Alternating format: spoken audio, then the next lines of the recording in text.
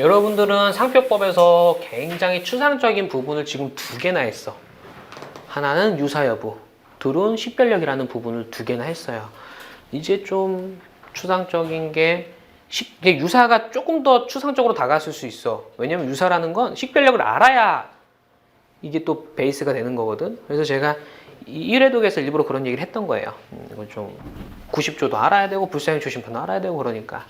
그래서 상표법은 특히 빠른 회독이 중요해요. 빠른 회독. 처음에는 계속 이해하면서 읽으세요. 계속.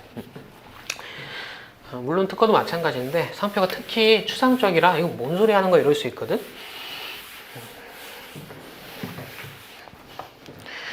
33조 받고 우리 그 쪽지시험 3회입니다. 상표법 쪽지시험 3회.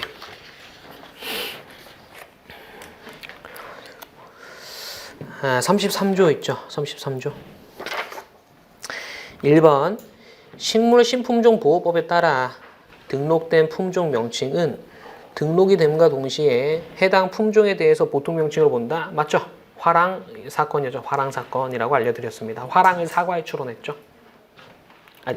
화랑 사건이라기보다 그 뭐랄까 제가 예시로 들어드린 거죠. 예시로 그렇게 말씀드렸던 거고요. 2번 보통 명칭은 반드시 전국적 범위에서 상품의 일반 소유자들이 그 상품에 대한 보충 명칭을 인식할 수 있어야 된다.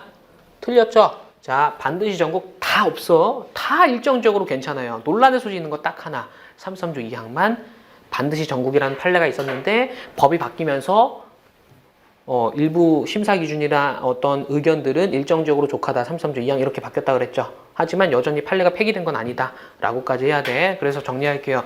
다 반드시 전국 X예요. 딱 33조 2항만 반드시 전국인 거야. 이것조차 논란의 소지가 생겼다. 여기까지 정리를 해줘야 돼. 3번 보통 명칭은 문자로만 당연하지. 명칭이잖아. 명칭. 그렇죠? 명칭이니까 문자로만 돼야 되고 관용 표장은 표장이니까 문자 말고 기호도 되는 거예요. 4번 33조 1항 2호는 그 상품에 대해서 관용하는 표장만으로 된 상표 등록받을 수 없다고 규정하고 있다. 이거 기출문제야. 이거 굉장히 어려운 거예요. 어디가 틀렸어요? 만으로 된 상표가 틀린 거야. 만이 빠져야 돼. 보사방 없다, 만 없다. 우리가 2회독에서 한 거 있죠? 보사방 있다, 없다, 많이 있다, 없다. 이거 다 알아야 돼. 33조는 그냥 달달달 외워야 돼. 달달달. 5번 절대적 품질 표시 뭐죠? 베스트, 슈퍼, 넘버원 이런 것들 상품 무관하게 사모에 해당하는 거죠. 맞고요. 6번 특수의약품에 대한 상표가 성질 표시인지 여부는 의사 등 전문가 맞죠? 전문의약품 전문가, 일반의약품은 의사약사 아닌 일반 소유자. 하지만 글리아타민 판례에서 특이한 게 나왔다. 일반의약품도 의사약사 기준으로 하는 판례가 있었구나 라는 거. 7번 상표가 과거 한때 사용된 적 있는 명칭 등으로 구성되었다는 사정만으로 일반 소유자가 결정시 기준 식별을 부정할 수 있다? 틀렸죠? 양탕국이라는 판례로 설명드렸죠? 양탕국. 그래서 옛날에 양탕국이라는 표장이 커피의 옛말이었단 말이야. 그렇죠? 근데 등록 결정할 당시에는 양탕국이 커피의 옛말인지 몰라. 그럼 양탕국에서 커피가 안 떠오르죠? 원스텝이 안 되는 거야. 그래서 식별력 있는 거죠. 결정시 기준이라는 겁니다. 결정시 기준. 8번 흔히 있는 성명이나 명칭을 보사방표한 표장만으로 된 상표 등록받을 수 없다. 33조 1항 5호죠. 이거 뭐 강조드렸어? 성명 아니죠. 흔히 있는 성이야. 기미박 이런 거. 9번 33조 1항 4호는 현저한 지적 명칭이나 그 약어 또는 지도를 보통으로 사용하는 방법으로 표시한 표장만으로 상표에는 등록받을 수 없다고 규정하고 있다. 틀렸죠? 현지명은 보사방표 빠져야 돼. 보사방표 들어가는 거 뭐 있어요? 1호 보통 명칭, 2호 빠지고 3호 기술적 표시, 4호 현지명 빠지고 5호 흔한 성 또는 명칭 들어가죠? 6호 간단하고 흔한 표장만으로 됐잖아. 따라서 보사방표 들어가는 건 1, 3, 5 홀수만 되네. 1, 3, 5 7호는 뭐 기타 뭐 9번 받고 10번 지리적 명칭이 우연히 타 지역에 소재한 시설의 이름으로 사용되고 그 시설의 이름이 현저하게 알려진 결과 반사적으로 현저해진 경우에는 현지명이라 할 수 없다. 무슨 사건? 용평 사건이죠. 용평. 그래서 강원도 평창군 용평면과 도안면이 있고 용평면의 용평이 현지명으로 볼 수 있는지 문제됐는데 용평면의 용평면에 아닌 도안면에 있는 용평 리조트가 유명해졌고 그렇죠? 그래서 이게 다른 지역에 있는 시설의 이름으로 사용돼서 그 유명해진 결과 반사적으로 유명해진 경우까지 현저성을 인정할 수는 없다라고 했던 사례입니다. 상표 판례는 특허랑 달리 제가 판례 네임들을 말씀을 드리고 있어요.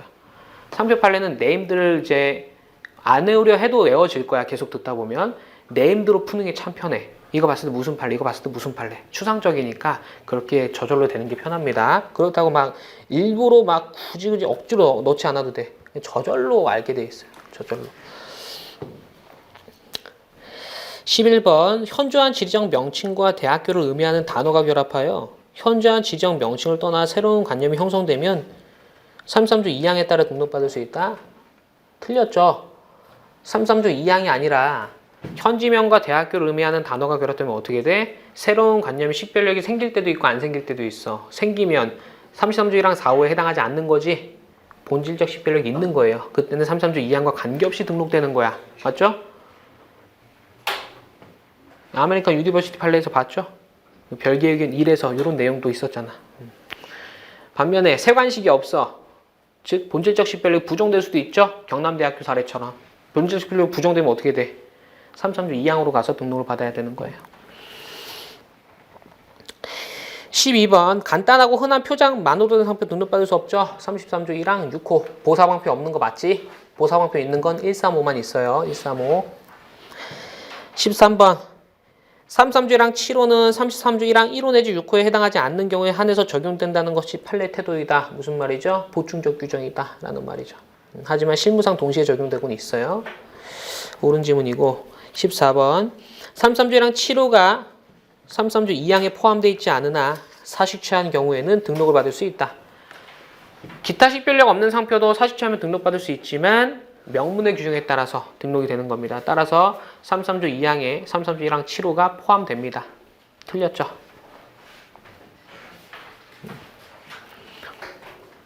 (15번) 33조 1항 4호에 해당하는 상표라도 사용에 의해서 식별력을 취득하고 그 사용에 의해서 식별력을 취득한 부분을 그대로 포함해서 다른 부분이 결합된 경우라도 이미 취득한 식별력이 감쇄되지 않으면 33조 2항이 인정될 수 있다.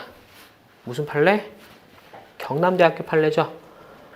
경남대학교를 교육지도부에 사용했어요.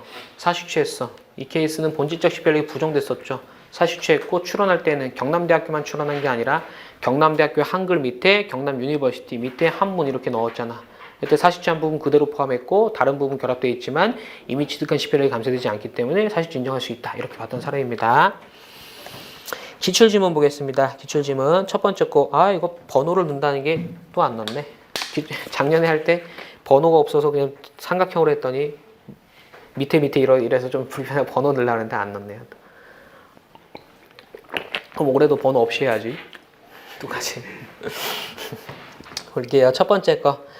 특정의 상표가 일반 수요자들 사이에서 일반적으로 그 상품을 지칭하는 것으로 인식된 경우에는 33조 1항 1호에 해당하지만 그에 이르지 아니하고 관련 거래업계에서 당해 업체들 사이에서만 상품을 지칭하는 것으로 관용적으로 사용될 때에는 뭐죠? 관용상표죠?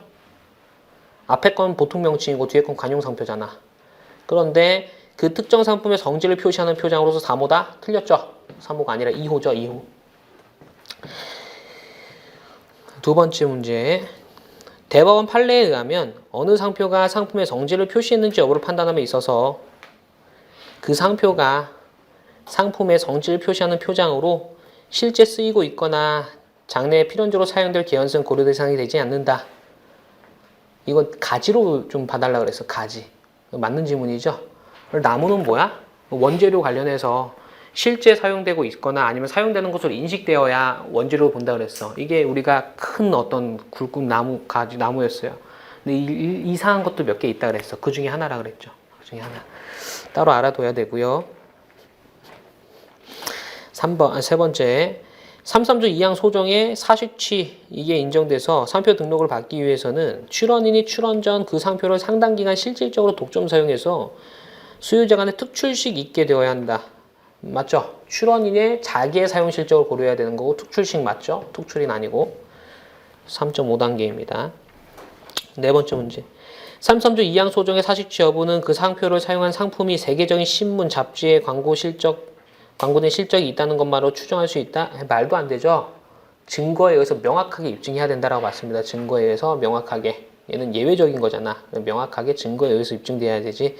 유명 신문에 실려서 사실취했다? 그럼 돈만 있으면 다 되겠네. 광고하는 거 돈이면 다 되는 거 아닙니까? 그죠?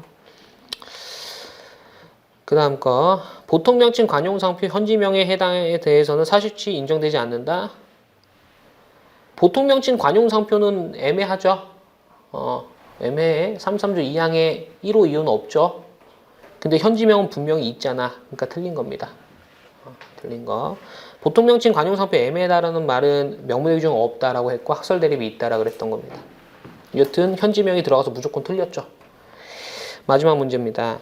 대법원 판례에 의하면 어떤 상표가 특정 지역에서 수요자들 사이에 특정인의 상품 출처로 식별할 수 있게 된 경우에는 비록 그 상표가 전국적인 범위에서 알려지지 않았다 하더라도 3.3조 2항을 인정받을 수 있다?